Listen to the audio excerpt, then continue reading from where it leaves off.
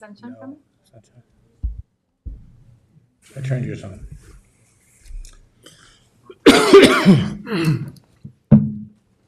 Ready when you are. Welcome to the August 27th, 2025 meeting of the Conservation Board of Southampton Town. I'd invite everybody to rise for the salute to the flag. I pledge allegiance to the flag of the United States of America and to the republic for which it stands, one nation, under God, indivisible, with liberty and justice for all.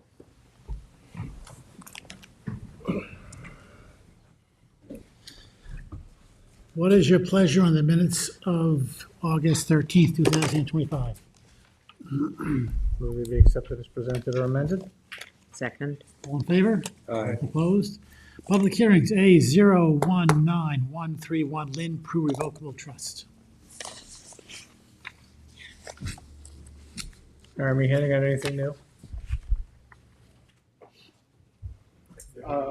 Everything was dropped off this morning. Okay, I'll look and see what's in here. I have a couple of copies. Should, there's a couple later dated So on the top of the file, I've got stuff dated April. So. Thank you, Rob. February 20th. I don't need my own. Oh, you brought your own? No, I didn't bring my own.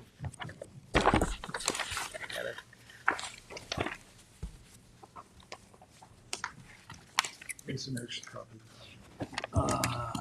I have a. We separate all copy. seem to have one now.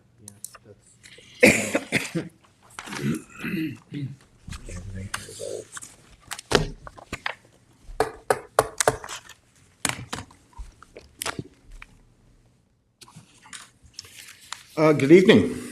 For the applicant, Aram Terchuni in First Coastal, West Hampton Beach, New York. There's a new mic, I think. I'll stand back a little. Thank you, Mr. Chairman, members of the board.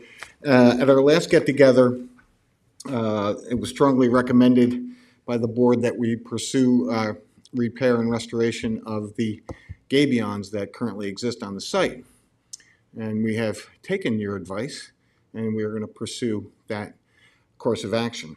However, that still leaves us with the situation of the remaining portion of the property, which is experiencing actually pretty significant erosion. And in the past, we've gone over a lot of materials, and I don't want to spend the board's time tonight going over the two reports that we've previously prepared for this application, but I've just for your information in the letter that I submitted on Friday, I identified those different reports. One is a coastal alternatives analysis by Delandra Andrews Engineers in 2021. There's an evaluation of alternatives and storm damage and mitigation report by First Coastal in 2024, and then an alternative evaluation report in February 2025. And so all of those are already in the record. We've discussed them in quite a bit of detail. I think that we clearly established throughout that material that we have a significant erosion problem, and that the number of alternatives available to us that will function on this site are fairly limited. I don't know if everybody has a copy of my letter from Friday. I didn't bring extras, but hopefully.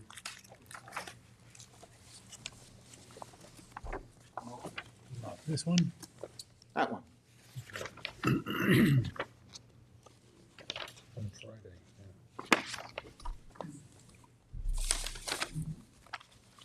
So just to briefly summarize, what we're asking this board to approve is in the southern portion of the property, a what we call tow armor protection. Now, this is not a true revetment, it's actually tow armor protection, and I'm gonna explain what that means in a little bit. But it's this small section right here, which currently has Thank you, Marty. no protection. As you can see on the survey, it's incredibly steep and actively eroding. We have a bunch of photographs that are on the record now that show the bare soil and the erosion that's occurring. So what is tow armor protection? So the DEC has come up with this concept of what they call erosion control as opposed to stability, or eliminating erosion, really, truly is the way they describe it. So the tow armor protection, and I'll hand up to the board a copy of the permit that was issued by DEC. Should be one there, enough for everybody there. So the concept behind tow armor protection is to provide limited protection to the toe of the bluff such that it does not get eroded during routine everyday storm events where the waves may reach up to the toe and can easily erode these unconsolidated and sediments. However, during significant storms, this tow armor is going to be overtopped, and the bluff behind it is going to suffer erosion, and sediment is going to be released out of that bluff. It's just going to happen in a more controlled manner, and thus the term erosion control as opposed to erosion elimination. And the DEC has adopted this as a way to provide a level of protection to property while still maintaining a degree of natural sediment transport from the bluff onto the beach. And if you look at the cross-section that we provided, so you can see that the top of the crest of this tow armor is about 8.0 feet. And that's 8.0 above, more or less sea level. National vertical datum of 1988, North Atlantic vertical datum of 88. But that's only about 4 feet above the beach itself. So it's not really very big. And you can see that listed on the left side, we have the 25-year wave run-up, which is 8.4 feet. And this is to demonstrate to the board that the object here is not to eliminate erosion, it's to control it. So it's actually designed to be overtopped at some point, and a 1 in 25-year storm was chosen as a reasonable storm event to overtop the structure. There's another aspect of this, which is also very site-specific and very important to take into consideration on this site, is that the location of this tow armor protection is going to be significantly landward of the existing gabion structure. So the gabion structure is going to get in contact with the waves first and be dissipated around before they hit the tow armor protection. Let's see. You should, well, in your packages over, you can see it here too. How recessed the shoreline is right here on the south side of the property in comparison to the revetment, the gabion structure is. And then to the south of that is that failed Stagger Boulder field, but we're still actually landward of that area as well. The reason I bring this forward is because one of the concerns that's raised about any type of armor structure is that it's going to cause erosion of the beach in front of it. In this particular case, because of two things, the recess that I just described, as well as the built-in design to be overtopped, that concern is minimized. So I'd be happy to, I'm going to launch into some other stuff. So if anybody has any questions about the design of this tow armor protection, I'll take them now. We have an example of that any place in the near vicinity of this property? Yeah, this is God's country, Noyak. North Haven has started to do this. The thing is that the DEC has developed this, it's really a policy. When you go to them, they'll tell you, really over the last about year and a half to 2 years. I can find you some examples off the top of my head. They don't come to mind. There is in North Haven, but those are more true revetments over there than we're looking at, the type of structure we're looking at here. Yeah, that's where they fill in behind the revetment, and if it gets eroded, they keep, the landowner has to refill that area. That was the original condition, but they've actually changed that condition on the more recent permits because it's just not possible to keep them covered. And I would offer that here if I thought we could keep it covered. We can't. It's going to erode during a storm, and to continually bring the sand down, or even a cobble mixture, because if you've been to this beach, you know there's more rock than sand on this beach. But that's why this tow armor protection with the overtopping built in, we think is a better design. You're going to release some sediment over time, and it's I think less expensive and less interruptive than trucking in sand from sand mines that aren't open anymore. So we'll get you I'll get you a couple of examples of that. Anything else before we go forward? Okay, great.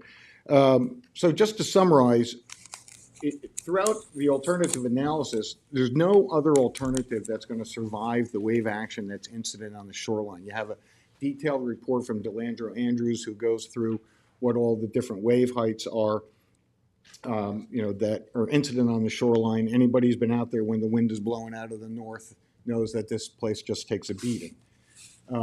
So we've done an exhaustive review of the alternatives, and other than some type of armor, nothing else is going to survive here.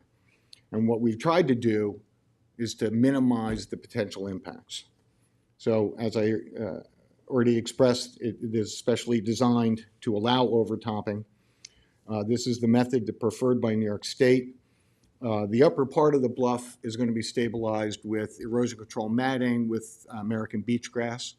So that whole area will be stabilized with vegetation, creating some new and stable habitat. It's reasonable to put some type of buffer zone on the face and perhaps some distance landward of the bluff crest in order to ensure that we don't get runoff over the top of the bluff and that we don't get other activity on top of the bluff that might be destabilizing. And so, taking all those things together, we think we've come up with a reasonable compromise that acknowledges what the potential impacts are, mitigates them to the extent possible, and provides meaningful protection to the property owner. So I wanted to do a, run through the standards of how this meets the standards in the code, but the code 325 doesn't really speak to this type of structure. So I was left with looking at, what are the general standards? And I've enumerated them in this letter, and I'll try to make them as brief as possible. But the first standard is that it will not decrease the town wetlands, it's compatible with the purposes and findings of 325.1 and 2. And 325.1 says don't decrease wetlands. Well, we're not decreasing wetlands. Okay? The wetlands here are from the high water line seaward. There's no vegetated wetlands. So the high water line is the boundary of the town and the state. Seaward of that is state water. If anything, the wetlands will be increased. So there's no diminishment in the wetland itself. It allows for a buffer zone and will not negatively impact surface or groundwaters. Nothing that we're doing here will have an adverse impact on surface or groundwaters. In fact, with the buffer zone and the vegetative planting, one could argue that we're improving that. The second thing, on the second standard, 325.2, is will not adversely impact any coastal marsh. There are no coastal marshes for us to impact. This is not a breeding, nesting, or staging area for waterfowl. It's not an overwintering area for seals or waterfowl. It is not a freshwater wetland. It is not a public beach. It will not adversely impact the filtering of surface or groundwaters. In fact, with the buffer zone and the plantings, one could argue it's going to improve that. and it will not impact coastal marshland's ability to provide flood and storm protection. So from those general standards, what we're offering up today meets those standards. Maximum practical buffer zone, the applicant is open to a reasonable buffer zone. We think that's good practice.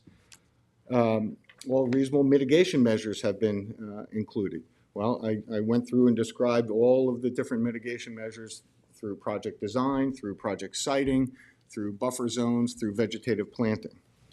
The fourth item is will not diminish wetlands in any size or quality. This is a rocky, sandy, intertidal wetland, and we will not change the size or the quality of that intertidal wetland seaward of the high water line. So if we, running through those standards, I think that by any objective, review that we meet all of those standards. And it's also say that the information that's generated for the project by 2 professional engineers represents objective, science-based, wave data specific to the project site. So we're not producing something that is a general, of general application. This is very tailored to the particular science and engineering of the site. And that take all these things together, we think that this is a very reasonable project and should meet with the board's approval.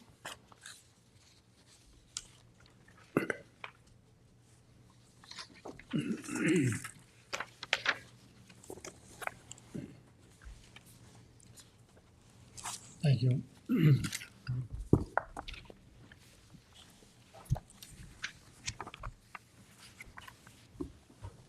Good evening, Marty Shea, Chief Environmental Analyst for the town. The applicant had started his testimony by indicating that the erosion that's occurring along the bluff line in the beach is posing a problem.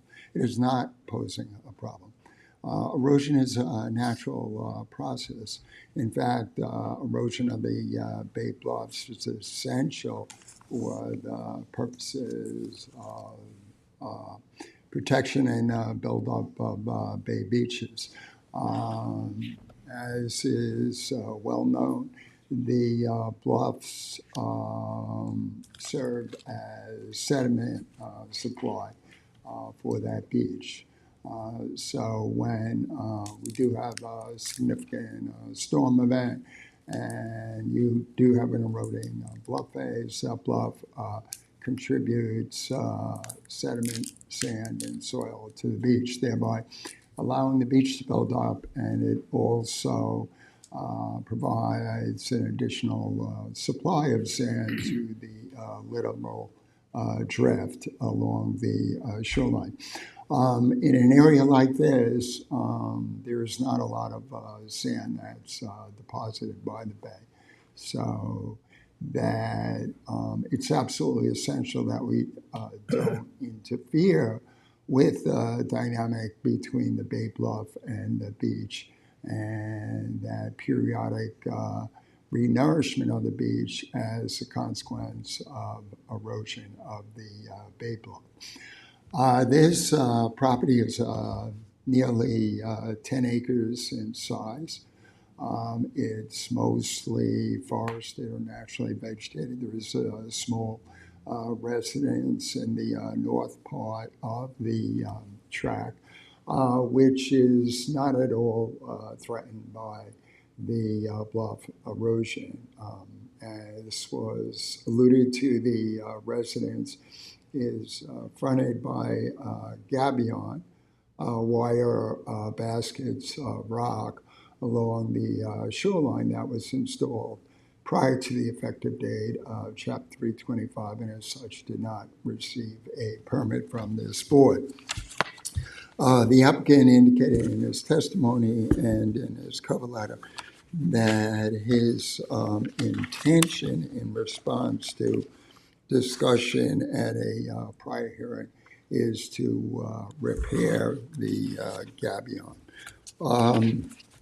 What I'm going to share with the board and the applicant is photos that were taken of the gabion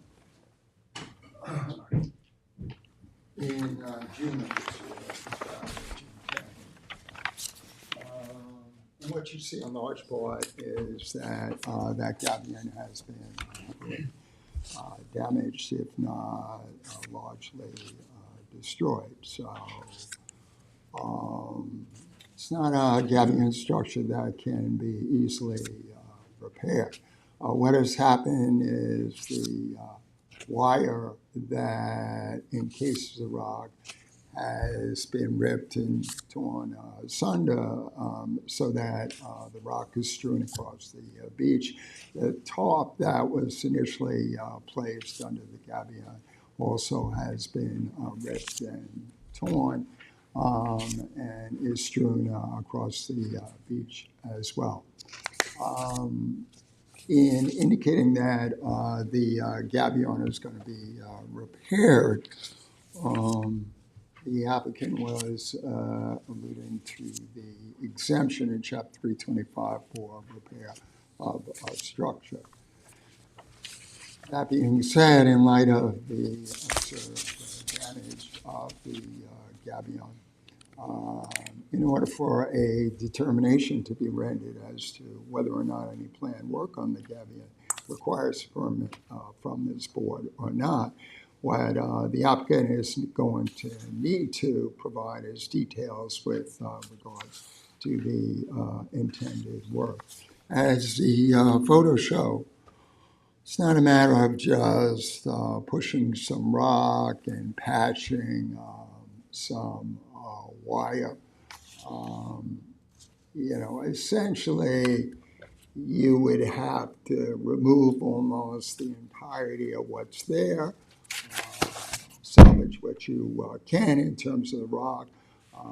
You'd have to lay new top down. You'd have to excavate a portion of the beach, install new top down, and then construct your reuse the rock that is out there, but you would have to reconstruct a wire basket. So it would certainly appear to me that in light of the damage to the gabion, that it can't be repaired. It needs to be reconstructed. That being said, of course, I look for the applicant to provide further details in terms of the intended work on the gabion. So determination can be made as to whether or not a permit is needed for such work.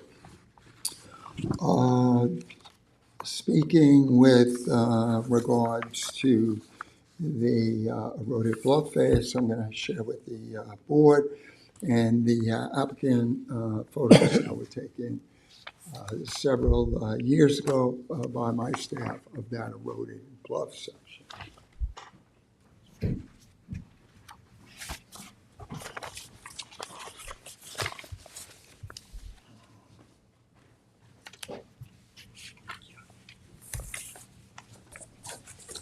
Although the application was initially received in 2020 with a preliminary advisory report completed August 25th, 2020.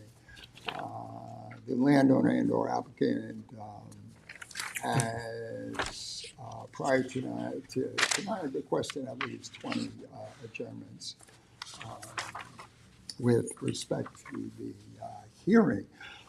During that time period, although there's been some additional erosion of the bluff face, the conditions have not significantly changed since those photos were taken. Recognizing that the bluff is an essential part of that ecosystem and that you don't want to modify the bluff toe in a way that would interfere at all with the natural bluff sediment supply to the beach. There are significant concerns regarding the planned revetment. Planned revetment would also destroy the upper beach habitat, the natural habitat. That is an area where you can get significant storm rack lines. That sea rack is loaded with quite a diversity of insects, isopods, and other animals that provide essential food for shorebirds, other birds, and wildlife.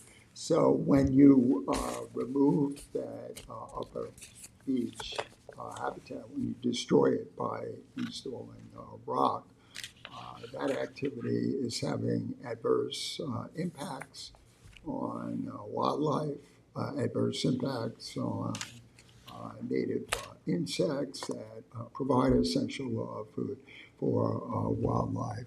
And it's permanently altering the beach and bluff toe in a way that's counter to the intent and purpose of Chapter 325. The charge of the town and this board is to protect natural beaches and natural bluff lines. To permit construction of armor consisting of a revetment would be inconsistent with the intent and purpose of Chapter 325 and certainly run counter to the wetland permit issuance standards. The applicant has indicated that there's no coastal marsh that's being impacted, that the area is not being used by nesting waterfowl or seals, that there are no freshwater wetlands. Well, none of that is germane to this application. The area that would be adversely impacted is upper beach habitat and the Bay Bluff Beach ecosystem, and it will be forever altered. I don't need to tell this board that in the last 50 to 75 years, the percent of natural shoreline within the Little Peconic Bay has significantly diminished. In fact, if you were to look at historical aerial imagery that the town has, you can see that a large part of the Little Peconic Bay had natural beaches, wide beaches, and then when you follow the trend in terms of historic bulkheading, armoring by revetments or other means, you see a gradual loss of beach, so that today, where the Little Peconic Bay shoreline is armored, in most cases, you have high water coming right up to the revetments or bulkheads. That change as a result of modification of the shoreline by armoring not only affects bay, bluff, beach dynamics and wildlife, it also interferes with the public's right to access beaches. Although this is private beach, as this board knows, the public has a right to walk between mean low and mean height. And when you armor beaches, it results in several impacts when that armor becomes exposed. And I was glad to hear the applicant say that it's unrealistic to ask an applicant to continually renourish and rebury exposed armor. What happens is when that armor is exposed and you have significant tidal surge or wave action that hits that armor, so much of that energy is deflected downward, which then actually accelerates erosion in front of that structure and eventually results in loss of the Bay Beach and loss of the public's right to foreshore access along the Little Peconic Bay shoreline. What Chapter 325 asks the applicant to do is to evaluate practicable alternatives. First of all, one of the things that applicants need to show is that a project is reasonable and necessary. I would offer that this project is neither reasonable nor necessary, as there are no structures or residences that are being threatened today by the erosion or are likely to be threatened in the future. Will the Little Peconic Bay bluff line retreat further? It may retreat further, but the retreat is never going to occur at a scale where it's either going to impact the existing residents or even impact future homes in the event that the tract is subdivided. Some of the things that we look to do when properties like this are subdivided, we consider factors such as rising sea level, climate change, shoreline and bay bluff retreat, and we require sufficient buffers and sufficient setbacks for homes so that those homes in the future are not going to be impacted by the natural erosion processes that occur along these beaches. So the project is neither reasonable nor necessary. There is no emergency out there, nothing. There is no life or structure that's being threatened at present, where you might want to entertain some hard stabilization. Second, the applicant needs to look at whether or not there are environmentally less damaging practicable alternatives. And I, for one, would offer that the no action alternative here is a practicable alternative. A second alternative, if the applicant is so interested, is to bring additional bay compatible cobble and sand and to try and enhance the area and to plant as well. I do not support the use of erosion netting on bay bluffs for many reasons. It poses hazard of injury or mortality to wildlife. It also oftentimes interferes with natural vegetative succession. Even when the applicant offers to use biodegradable jute netting or erosion control fabric, it takes many, many years for that material to break down, because that material is basically in dry sand. So it's artificial. It doesn't belong on the bay bluff face. So in the event that there is a plan or proposal that is approved that calls for native plantings, I would ask that this board not permit erosion control netting on the bluff face. So in summation, I'm at a loss as to why the applicant thinks that installation of a revetment is necessary at this property when there is no emergency, no structures are threatened. As alluded to in the applicant's cover letter, the bluff is essential for the purposes of sediment supply. And anytime you install any kind of artificial armor or rock, that interferes with that sediment supply. One of the essential processes is that when the bluff face erodes and you have some tree fall, you have some large trees that fall to the base of the bluff, and you have sand, sediment, and soil that erodes. Those fallen trees enhance the ability of that area to collect seed and for natural vegetation to colonize that area and succeed in that area. And then what you begin to allow for is a more gradual slope at the base of the bluff face. So you actually,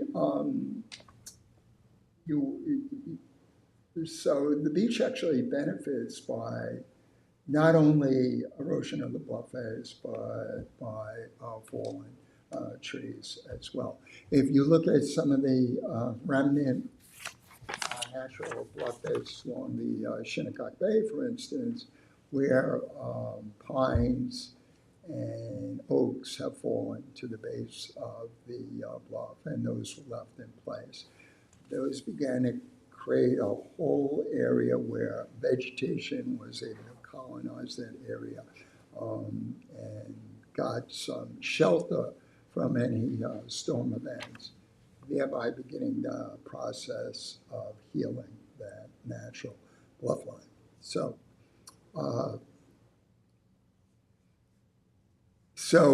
we should expect bluff erosion. Again, it's a natural process. It's essential to the Bay Bluff Beach ecosystem. And there's no emergency and no structures being planned.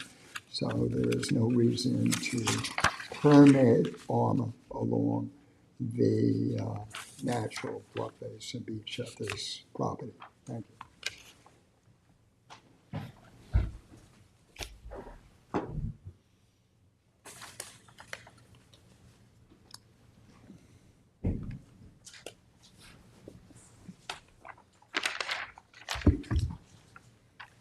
Thank you. Thank you, Marty. Well, you and I are going to disagree a little bit, so I'll go through the details. In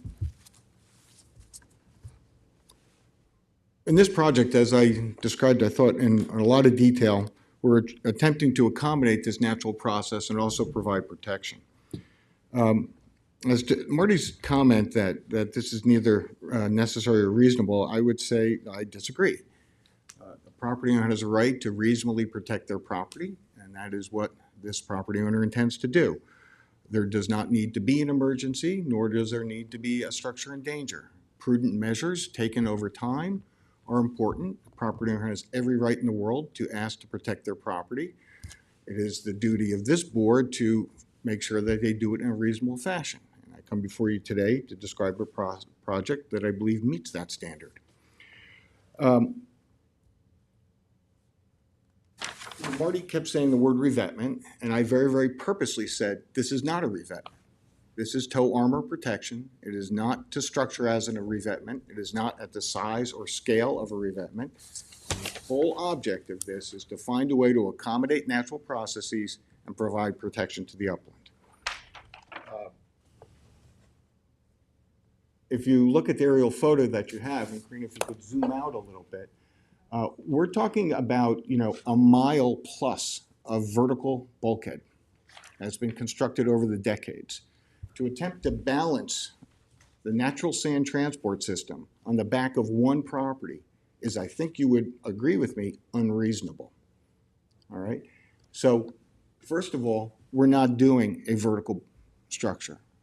We're doing a sloped structure. Second of all, we're not doing a full revetment. We're only doing tow armor protection. Third of all, we're recessing what we're doing landward in order to accommodate the littoral processes. Fourth of all, we've designed this so that it does get overtopped and there is erosion, but that the erosion is done in a controlled fashion, which allows the property owner to react. As far as Marty's no action alternative, and that somehow that doing nothing is going to result in this shoreline self-stabilizing and trees falling down, well, that's been going on for decades and it's not working. So I don't think that the no action alternative is a reasonable alternative simply because it doesn't do anything. All we have is more ongoing erosion.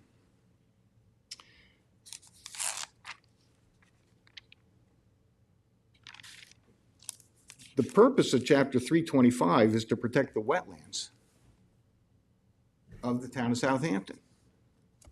That's what it says. That's what we're doing. First of all, there aren't any wetlands in the town of Southampton. All these wetlands happen to be in the state of New York because they're seaward of the high water line. Nevertheless, we're protecting them because nothing we're doing will diminish the wetlands. Marty's talking about the upper beach area and the rack line. The whole purpose of this design is to maintain that. Otherwise, we would have done something different.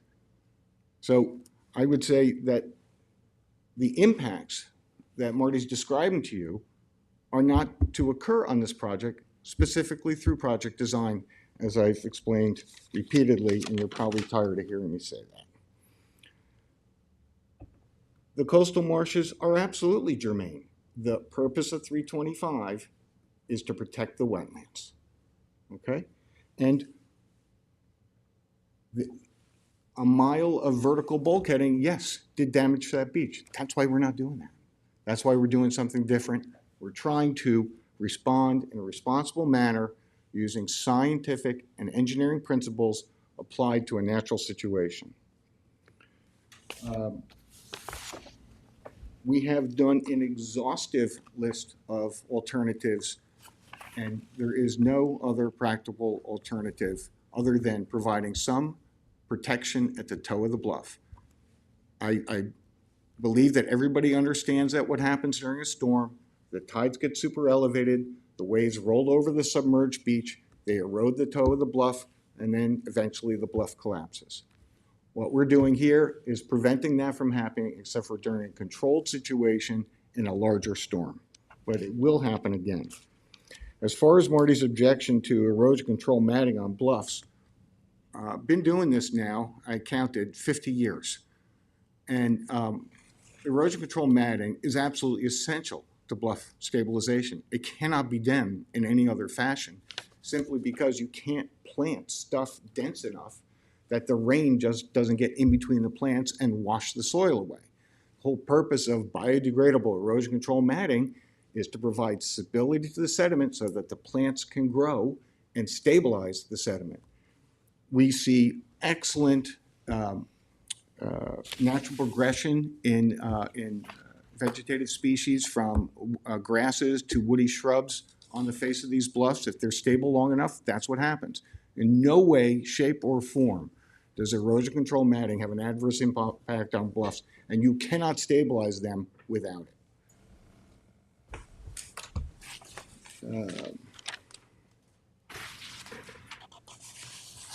I think that covers pretty much. Oh yeah, about the gabion, whether it requires a permit from the board. Respectfully, it does not. There's established case law in the Magnuson case that a repair, even if there's a vestige of the structure left, is a building permit only. So I'll let some lawyer argue that, but I think that's pretty clear to everybody. I'm happy to share whatever we're going to do with the board. We're not trying to hide anything, but we'll go to whomever has jurisdiction and get the permit from them. That's our position. But I greatly appreciate Marty's time and effort. I appreciate the board's time. But I think that if you just really get rid of the bias against armor structures, just because it's an armor structure or has rock included in it doesn't mean it's bad. Let's just look at the facts and say, hey, will this do a pretty good job, and will we be able to preserve the environment in the situation and provide protection to the property owner? I think what we're talking about here accomplishes that, and nothing else does. All the other alternatives are your land's going to keep eroding, tough. I don't think that's right.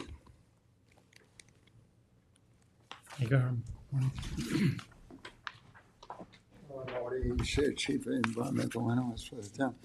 The reason I describe the proposed action as construction of an abutment is the plans that were just shared with the board by the applicant and that were received by my office on August 25th, identified the structure as a proposed stone revetment.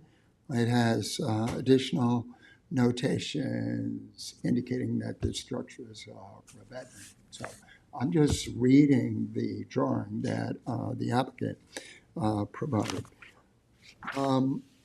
One of the practicable alternatives that I had touched upon is deposition of additional bay compatible cobble. And the way that's done is what you look to do. What significant storms do is they tend to bring in the rounded stones that you see in the bay. And they tend to, on the upper beach, create a little bit of a berm of cobble. And that tends to provide some beach stabilization and some protection against erosion. Well, that cobble berm can, of course, be enhanced by bringing in additional cobble. And so that the cobble berm essentially serves as a speed bump or a dynamic revetment, so that when that high water and wave action comes in, the energy is lessened because of that berm of cobble. And what's nice about cobble berms is they're more fluid. They move, they shift with the tides and the storms. They're a lot easier to enhance if deemed necessary by placement of additional cobble. So, that's another practicable alternative that I would ask the applicant to look at. The planting of the bluff face is not essential. Bluff faces naturally have vegetated areas and exposed, scoured, eroded, bare sand and soil. That's the way bluffs are. A landowner shouldn't be overly concerned because there are bare areas of the bluff face, because again, that's the sediment, sand, and soil.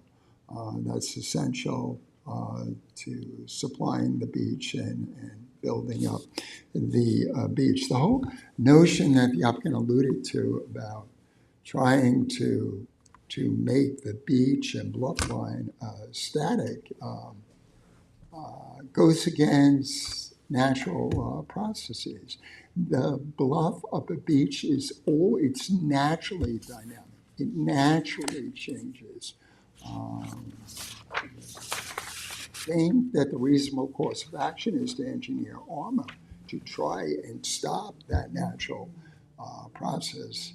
Frankly, doesn't make any sense to me, especially when there are no structures threatened.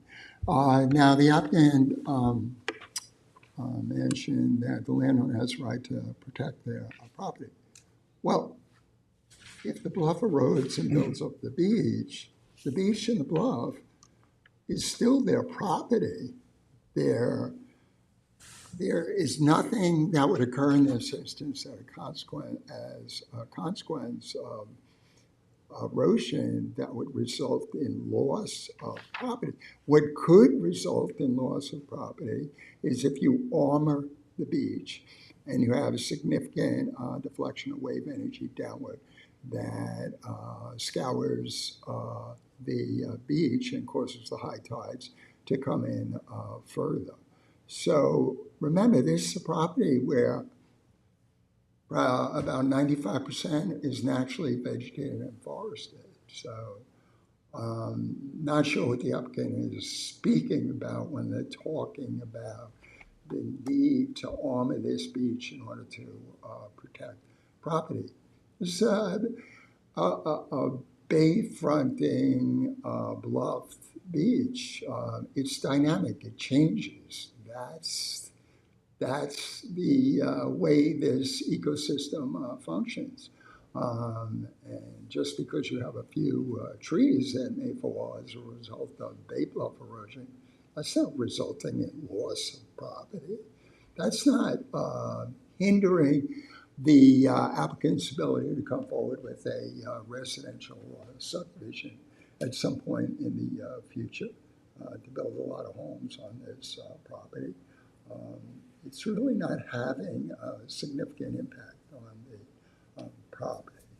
And, even if the applicant had an interest in demolishing and reconstructing the home that exists right now, there is full opportunity to do that, and nothing about the bluff erosion is going to affect their ability to build a new home in that location or expand upon that home. With regards to my comments about the gabion, it's just absolutely essential for the record that in the event that the applicant is going to proceed with work in that area, that we have on record exactly what's planned. So that in the event that it constitutes repair, my office can say, yes, indeed, it constitutes repair and exempt it from permit. And we don't really have at this point any details in terms of what's planned. So I don't know if the applicant is looking for the board to make a determination as part of this application with regards to the gabion, or if the applicant is just seeking a permit to install stone armor. But if he's looking for some determination regarding the gabion, we certainly need additional information. Thank you.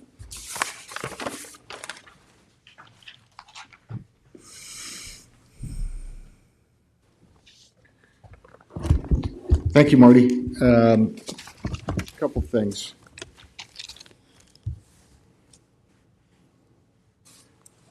Last meeting I was at, I was told by the board, I don't need a permit from you to repair a gabion.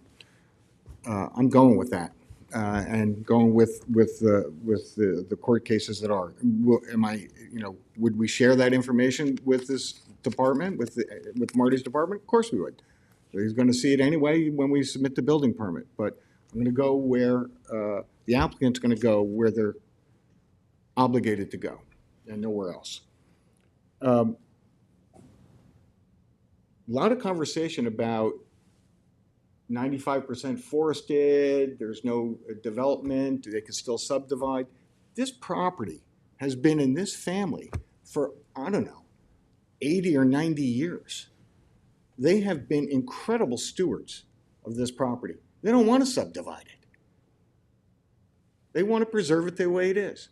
And yes, every time the bluff recedes and a tree falls down, they're losing property. That's exactly what's happening. You can't pretend that it's not happening. It is. And that's a loss to them. And as I said, they're tremendous stewards of this property. Now, Marty mentioned two things which caught my attention.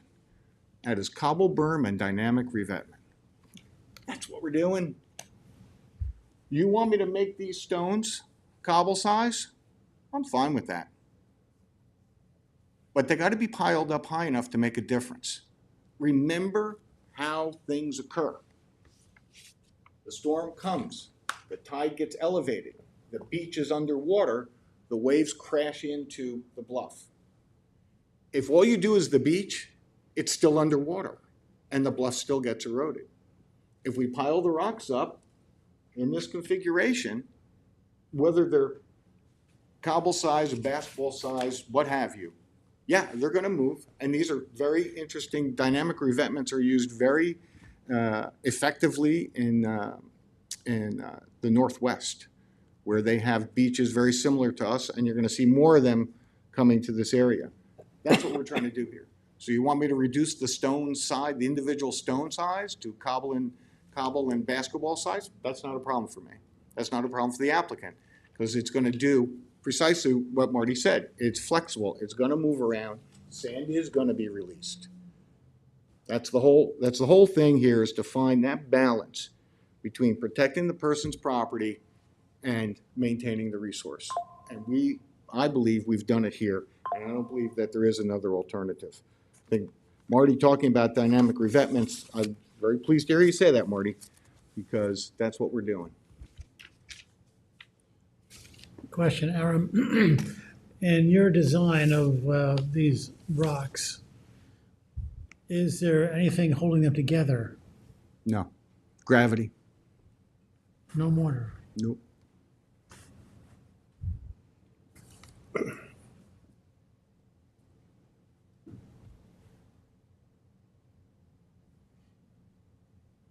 But you do put a filter cloth under them. Pardon me? You do put a filter cloth under them. Yes, yeah, you need that for stability.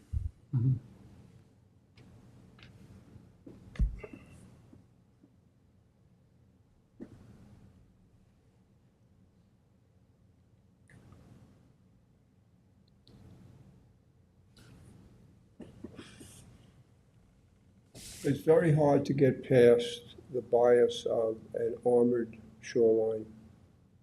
I empathize with you. You've gone to great lengths to describe, in many different terms, scientifically as well. And it's very difficult for me to get past a bias about an armament. And I've seen it in my own neighborhood in Pine Neck. I've been coming out here since the 50s, so I remember when there were beaches in Noyak Bay along the Pine Neck shoreline, and they're no longer there. And this property, from my observing it, seems that there's been some erosion due to the fact that you have this armament there. I'm confused when you say north and south. I say east and west. That's the way I look at it. But on the west side, it seems like there's been erosion. And I think I would say that's probably because of the rock revetment that's there now. And I wish there was something else that I could offer you. But it's difficult. I appreciate you, I think that the bias against rock structures is quite prevalent. And it's not just the gabions on this property that are the issue, it's the mile of vertical bulkheads north of that have eliminated all sand coming into the system. That's why I said, all the sand for a mile, there's no sand at all coming in. You can't balance the books on one property for a mile of beach where decisions have been made over the decades. I think what we're trying to do here is to find this fine balance between a flexible structure that provides a degree of protection, but it does not eliminate erosion. It's going to erode. It's just going to erode a lot slower and in a more controlled manner. And remember, you're talking to the guy who builds beaches, right? This is what I do. I love beaches. I love building beaches. If I thought we could build a beach here, I would build a beach here. I would recommend building a beach. We did in the North Sea Beach Colony, which didn't have a beach for how many decades? What do we do there? We work cooperatively with Suffolk County to take the sand they're dredging on the North Sea Harbor, transport it a couple thousand feet down the beach. Guess what? After 5 years of doing that, they have now a beautiful high tide beach, 25 or 30 feet wide, and they're going to keep doing that, moving that sand, hopefully far, far into the future, and they will have a nice beach there. But beaches are made out of the sand and the rock and the cobble and the other stuff that is eroded by the glacier, eroded from the bluffs and transported down the beach. That ship has sailed on this shoreline. Unless you're going to do a massive beach restoration like we did in Sagaponack and put in tens or hundreds of thousands of yards of sand and rock and cobble, we're not having sandy beaches here. So what's the next best thing? How do we accommodate the natural process and provide a degree of protection? That's what we're trying to do.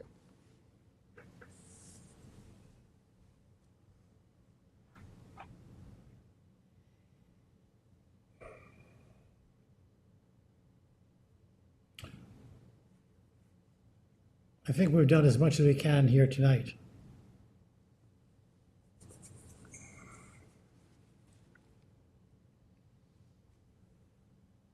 Just trying to figure out what the next step is. Close the hearing as far as I'm concerned. I would like to not close it tonight. Because there's still some unanswered questions. I'll take my pen out again and write them down.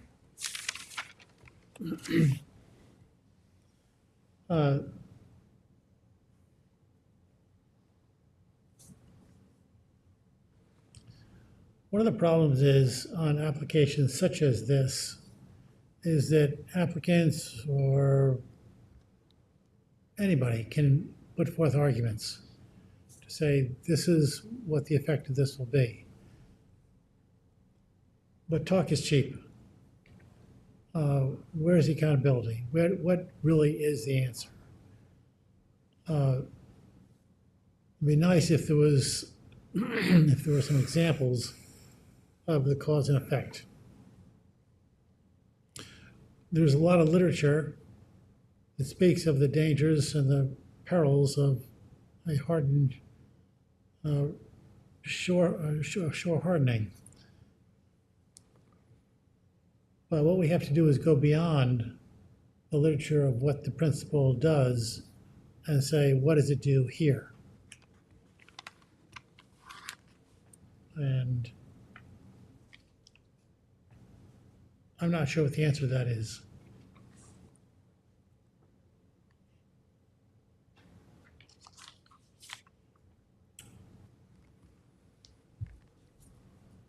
If you were to add cobble,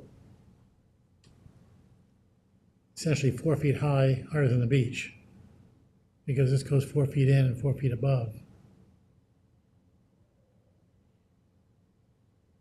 That would essentially be a stone front for the waves to splash against. But even that would start to level out over time.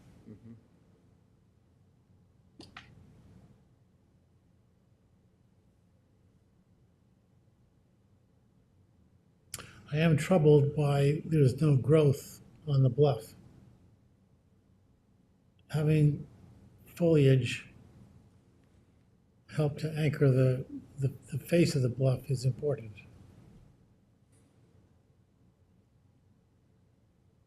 And I don't know the history here, how long it's been that way.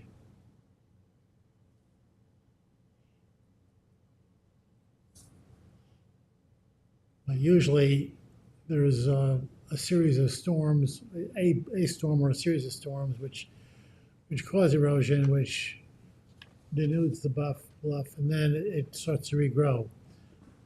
It doesn't seem like this is regrowing. Or maybe it just takes more time. It may need some help.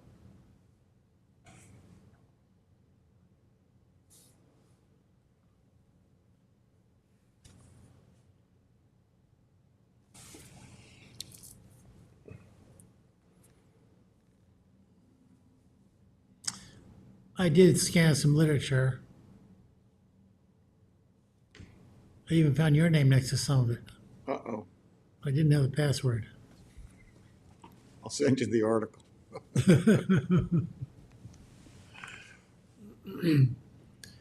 But the principle that I've seen over and over again in the scanning literature is a natural shoreline restoration with plantings.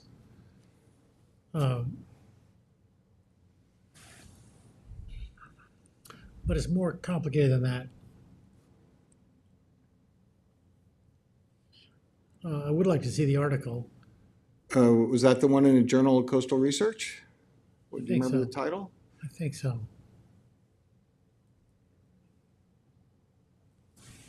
That was about, can beaches and seawalls coexist? That sound right? Yes, and riches. Oh, in ridges. Oh, no, that's the Living Shorelines one. Yeah, the living shoreline. That's what it was. So I'm also going to send you The National Trade Association I'm affiliated with, called American Shore and Beach, issues awards every year for the best restored shoreline, which is for estuarine shorelines, such as what you have here in Peconic Bay and the like. And there's a really cool project this year that just in the Pacific Northwest, which is a dynamic revetment that just won a national award. The key to that dynamic revetment is it goes up far enough. That's the key to that whole thing. Oceanfront? It's Puget Sound. Not quite ocean, but pretty nasty. Also, the project that we helped design on Indian Island won a national award this year. So if you go out to the end of Circle Drive on Indian Island, you'll see marshes growing and beaches stable.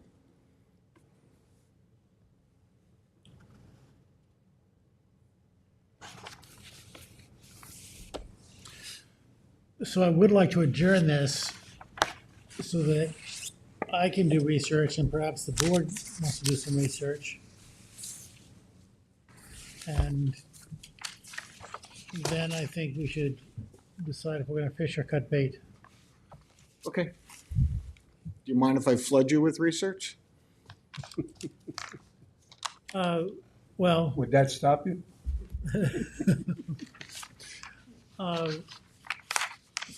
yeah, I'll organize it so you can pick and choose.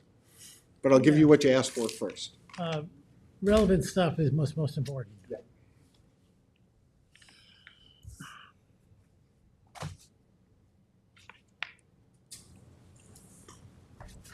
And I can't do anything till after Labor Day. Hardly have time to breathe this time of year. And we have some hearings on, but October 8th is bone dry. Can we adjourn this till October 8th? Just give me 1 minute. I won't be here October 8th. Car show. Hershey. Buy a car? Never know. You know.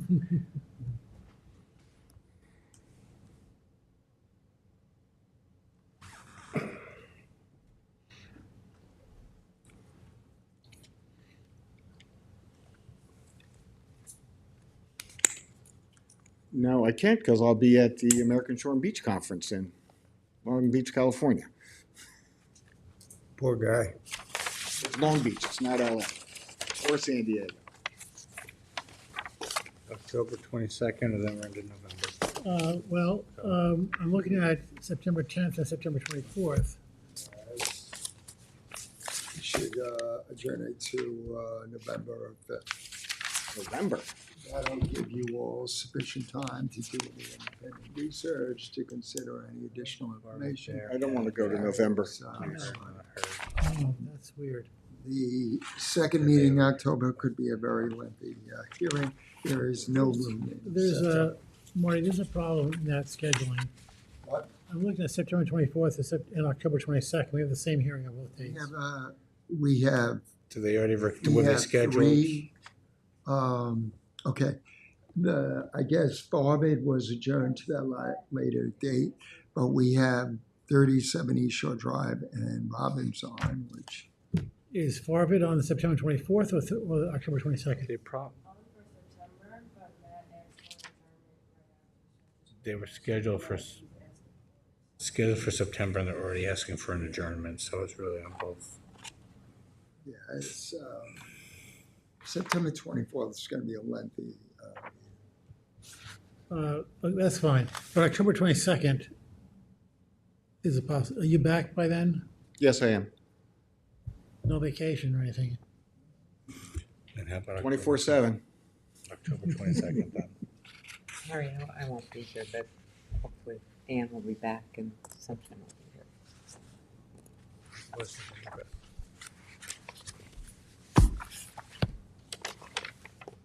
if Farvid decides to go forward on that day, we could have a very lengthy hearing. That's why I was suggesting it first. It's an application that's been around since 2020. see 20 fire. Are you here on November 5th? Yes. Really want all the board members to be here. Can we do November 5th? I arrive here at your pleasure. Yeah, it's still November 5th. Just- There's a month. You're so diplomatic. There are 2 when you months want to be. between now and then. We should watch what we adjourn to It's just November. polishing the apple. I said, we have 2 months worth of hearings between now and November, so we should be careful what we adjourn on to November 5th from the previous hearing, or we're gonna hurt ourselves, so. Did you want to keep any of it? Okay. Tom, sorry. Thank you. So if November 5th works for everybody otherwise. I think Aram has been quite clear in his testimony of what he wants to do.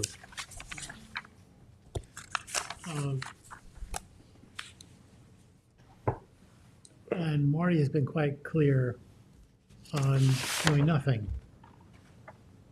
What we need to do is to see if there's anything else that might work. And I would be very interested to know if there's some research that shows that adding cobble, which might be several $1,000s worth of cobble, would be a practicable alternative. And actually, if you could do some research to show that, that might be helpful. But that's not a promise that if you find that it does, it's going to be a approval, because the two of you are on different sides here, and the board is charged with making the decision. I will deliver some very interesting stuff for you because I've been researching this topic for about 2 years. So I'll give you a pretty comprehensive yet concise list. Okay, thank you. Is there a motion to adjourn to November 5th? Is there anyone else here who wants to speak on Oh, this is there anyone else who application? wants to speak on this application? Could somehow those documents that you're going to send find its way to Corinne so it could be distributed to Oh, yeah, everybody? absolutely. Okay, great. Everything goes to Marty and to Corinne, and only because, Marty's inbox is already full. Motion to adjourn to, when, the 5th? November 5th. November 5th? November 5th. Second. We look forward to seeing you again then. It's been moved in second, all in favor? Aye. Opposed? Thank you, Earl. Thank you.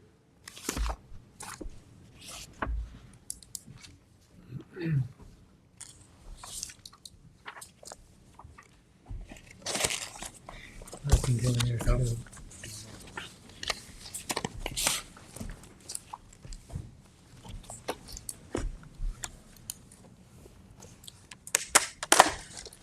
The administrative wetland permits are in your packets. Resolution of conditional approval.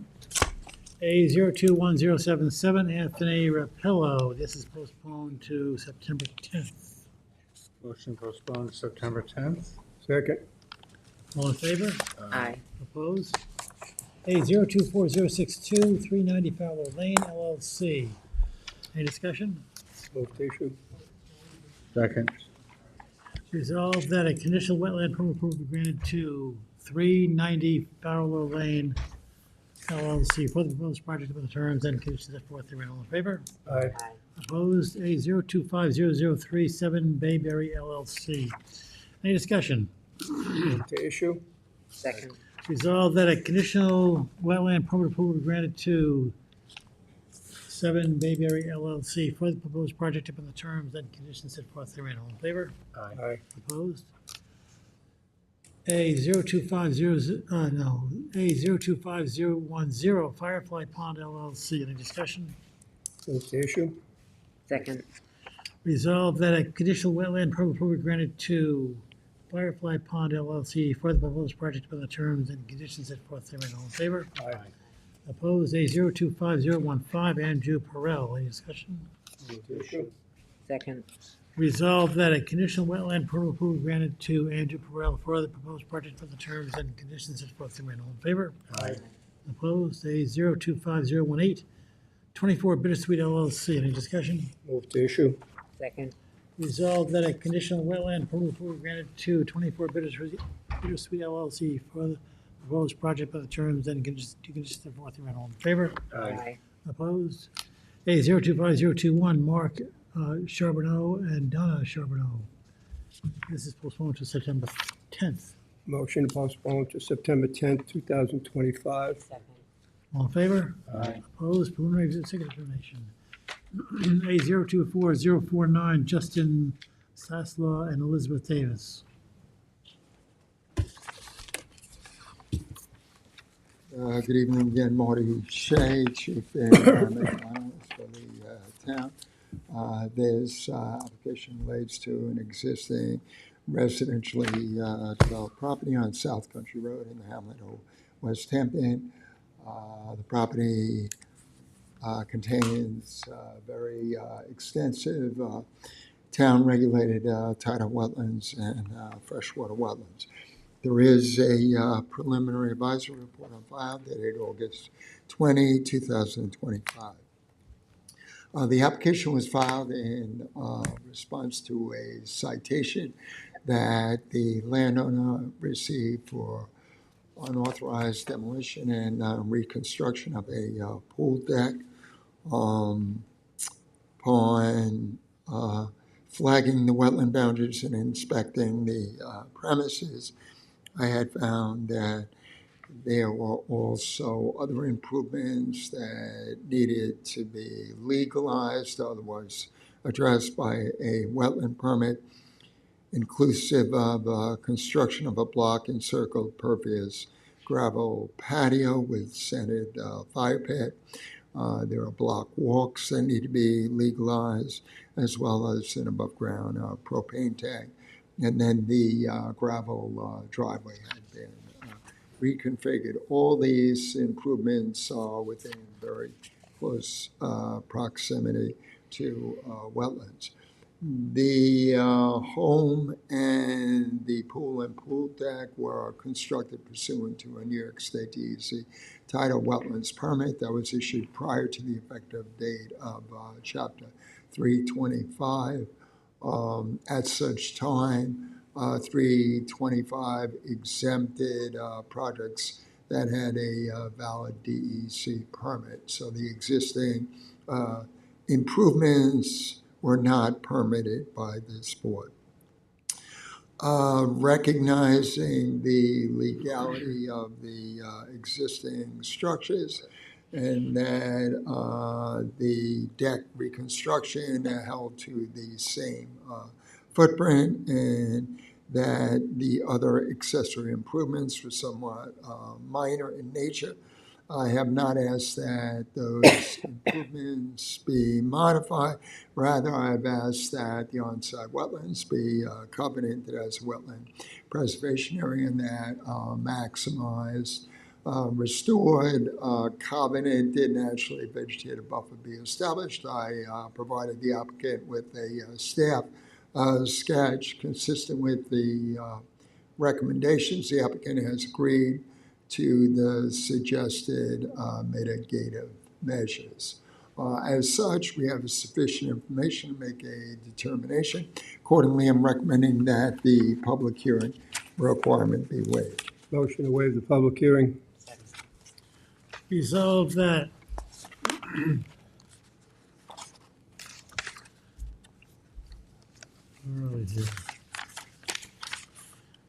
Resolved that the Town Conservation Board hereby waives the public hearing requirement pursuant to Chapter 325, Section 325-8 of the Town Code. All in favor? Aye. Opposed?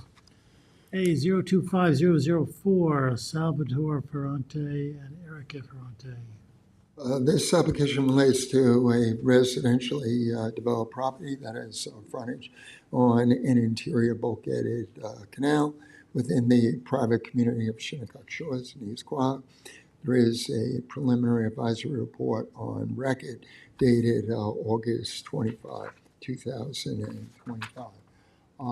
This application was initially filed in response to a citation that the landowner had received for construction of at-grade deck and step on the seaward side of the residence within this board's wetland permitting jurisdictional boundaries, which extend 50 feet landward of surface waters. Upon meeting with the applicant decided to come forward with a plan for expansion of the existing home and upgrade of the sanitary system to an IAOWTS. As a consequence of those meetings, the project got designed so that the new improvements will be positioned wholly outside of this board's 50-foot jurisdiction. Those thresholds are being achieved by demolishing the existing at-grade deck that extends within 50 feet and reconstructing a deck that is located greater than 50 feet landward of surface waters. All the other improvements would likewise be located greater than 50 feet landward of surface waters. As such, I have no issue with the project plans. The applicant is also providing essential subsurface drainage.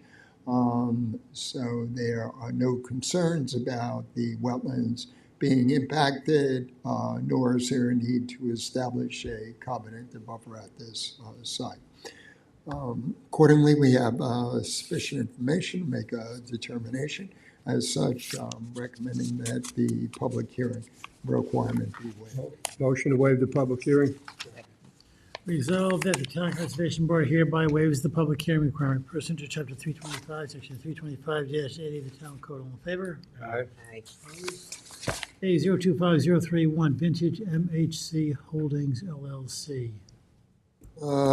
This application relates to the needed replacement of a mobile home at the Riverside Mobile Park community in Riverside. If you've been to the community, there are significant state regulated freshwater wetlands consisting of various ponds and flooded shrub swamps scattered throughout the community. This application was made because the pre-existing mobile home was severely damaged by fire and needed to be demolished and removed. So the landowner is seeking a wetlands permit from this board to install a new mobile home and deck in essentially the same footprint.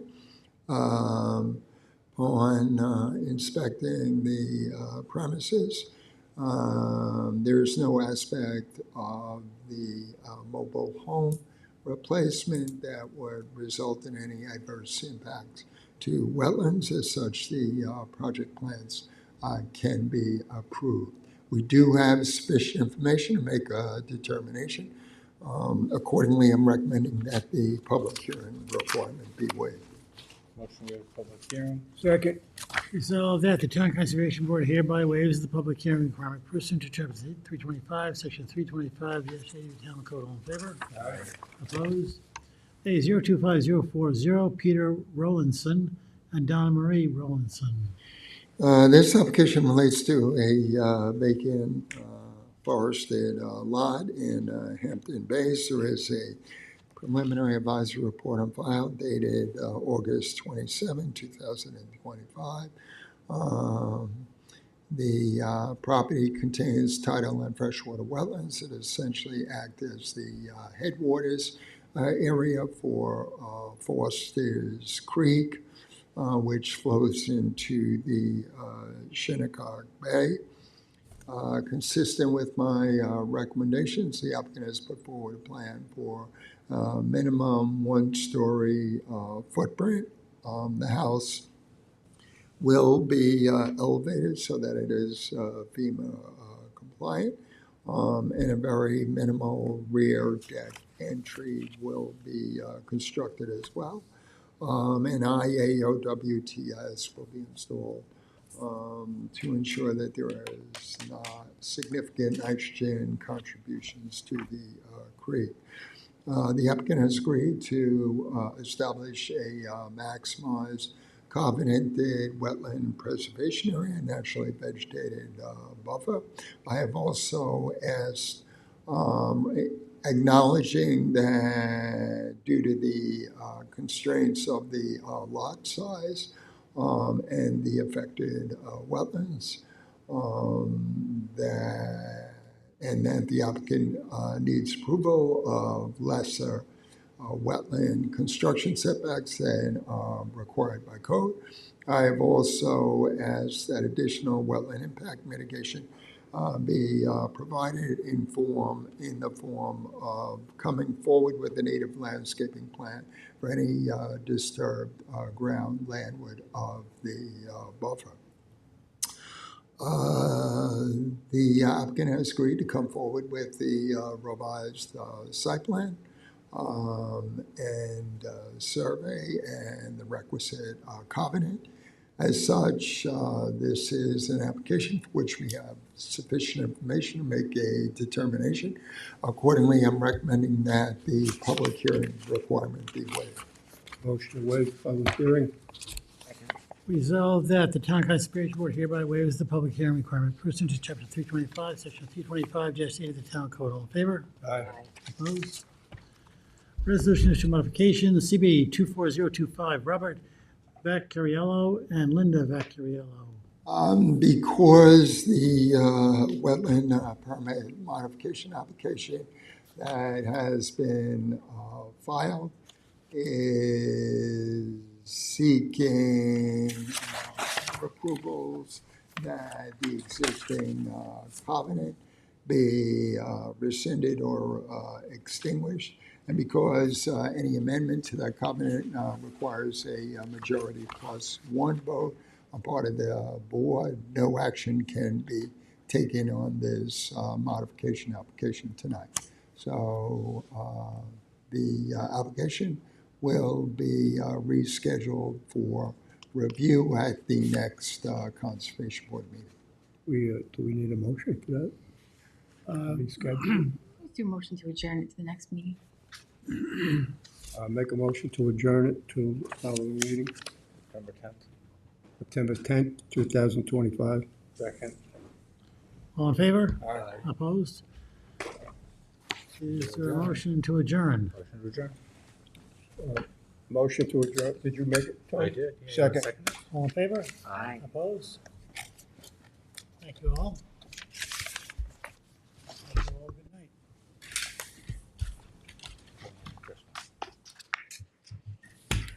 Oh.